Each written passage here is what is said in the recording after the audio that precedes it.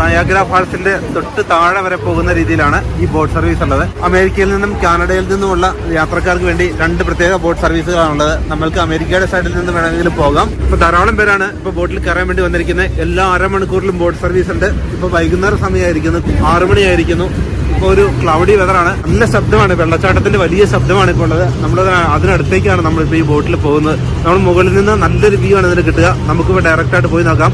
Behind the walls നമ്മൾ already പോയി. ഇനി വാട്ടർഫാൾസിന്റെ മുന്നിൽ നിന്നുള്ള വ്യൂ ആണ് നമ്മളിപ്പോൾ കാണാനായിട്ട് പോകുന്നത്. ഇപ്പൊ ബോട്ടിൽ കയറാൻ വേണ്ടി ധാരാളം പേര് ഇപ്പൊ നമുക്ക് കാണാം. വലിയ ക്യൂ ആണ്. ഇപ്പൊ വൈകുന്നേര സമയമായതുകൊണ്ട് അല്പം തിരക്ക് കുറവുണ്ട്. എങ്കിലും ഓരോ അരമണിക്കൂറിലും ഇവിടുന്ന് ബോട്ട് അങ്ങോട്ട് പോകുന്നുണ്ട്. നമ്മുടെ മെയിൻ നയാഗ്ര ഫാൾസിന്റെ താഴെ വരെയാണ് ഈ ബോട്ട് സർവീസ് ഉള്ളത്. അപ്പോൾ നമുക്ക് അങ്ങോട്ട് പോകാം. അതിന്റെ യഥാർത്ഥ വ്യൂ എന്താണെന്ന് നമുക്ക് കാണാം.